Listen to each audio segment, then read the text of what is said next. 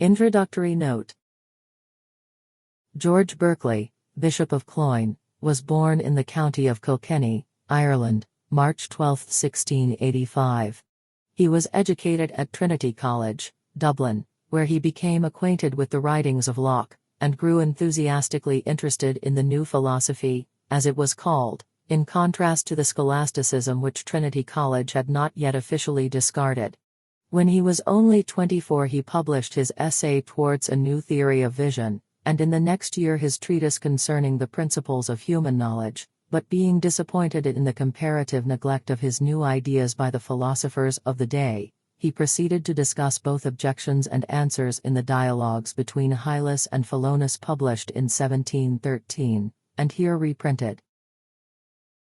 Meantime, Berkeley had been appointed to various college offices, and in 1713 he crossed to England and gained access to the circles of Addison and Pope. Through Swift's influence he went to Italy as chaplain to Lord Peterborough, and after several years, spent partly in London and partly on the continent, he returned to Ireland in 1721 as chaplain to the Lord Lieutenant, became Dean of Derry, and inherited property.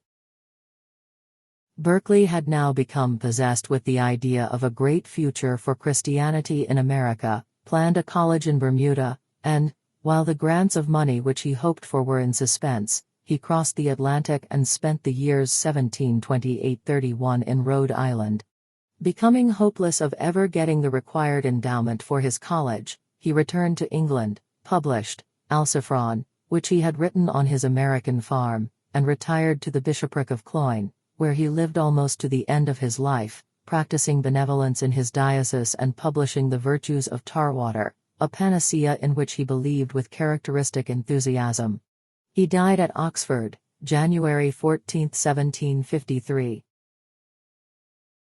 The following dialogues are the best defense of Berkeley's main doctrines, and are regarded by Leslie Stephen as the finest specimen in our language of the conduct of argument by dialogue.